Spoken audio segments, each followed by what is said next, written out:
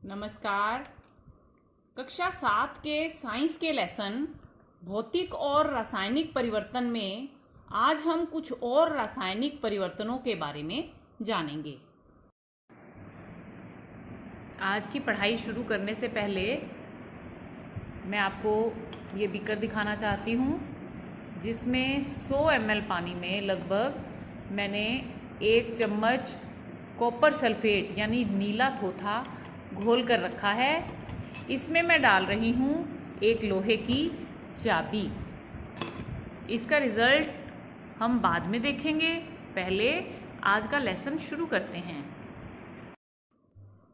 इस तरह copper sulphate के विलयन में यानी नीला थोथा के विलयन में लोहा डालकर 2 घंटे पड़ा रहने देंगे। देखिए 2 घंटे के बाद इसके रंग में कुछ परिवर्तन दिखाई दे रहा है। इसका नीला रंग कुछ कम हो गया है और इसमें अब एक हरी आभा दिखाई दे रही है। ओह, देखिए चाबी की भी ये हालत हो गई है। अब हम जानेंगे कि विलयन का रंग नीले से हरा कैसे हो गया। हमने पानी में डाला कॉपर सल्फेट यानी नीला थोथा जो नीले रंग का था।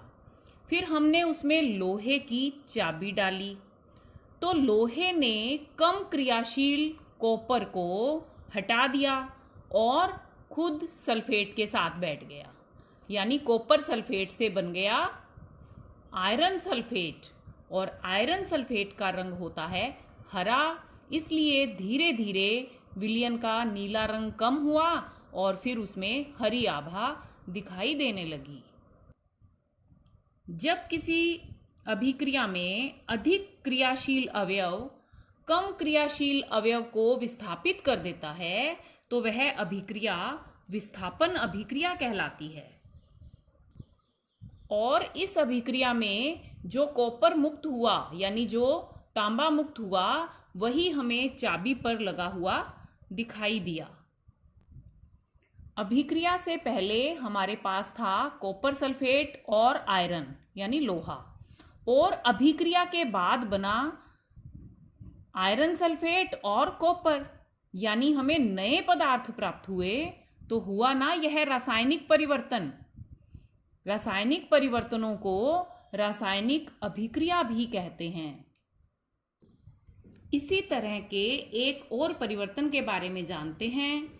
मैग्नीशियम का फीता लेकर उसे रेगमार से साफ करते हैं, फिर उसे मोमबत्ती की लो के पास ले जाते हैं तो फीता श्वेत प्रकाश देता हुआ जलने लगता है।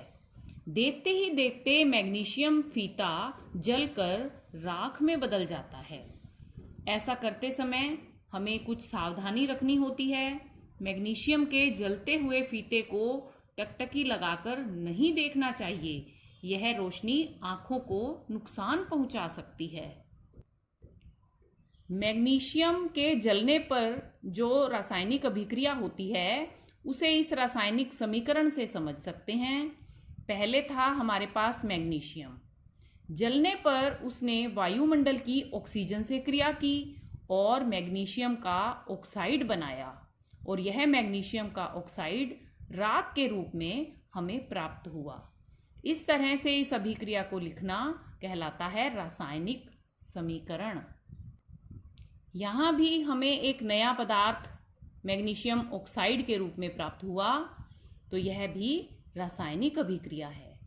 अगर हम बनने वाले पदार्थ की प्रकृति की जांच करना चाहें तो क्या करेंगे? मैग्नीशियम ऑक्साइड को पानी में घोलेंगे, यानी जो हमें राख मिली थी उसे हम पानी में घोल लेंगे। उसके बाद हम इसकी लिटमस से जांच करेंगे। ऐसा करने पर क्या होता है, जो लाल लिटमस होता है वह नीले रंग में बदल जाता है। तो इसका मतलब यह हुआ कि मैग्नीशियम ऑक्साइड को जब हमने जल में डाला तो हमें क्षारकीय पदार्थ मिला। मैग्नीशियम ऑक्साइड को जब जल में डाला तो मैग्नीशियम हाइड्रोक्साइड बना, और मैग्नीशियम हाइड्रोक्साइड क्षारकीय गुण रखता है, इसलिए इसमें लाल लिटमस नीला हो जाता है। यह अभिक्रिया यानी राख को पानी में घोलना, यह भी एक रासायनिक परिवर्तन है, क्योंकि इसमें भी एक नया पदार्थ प्राप्त होता है।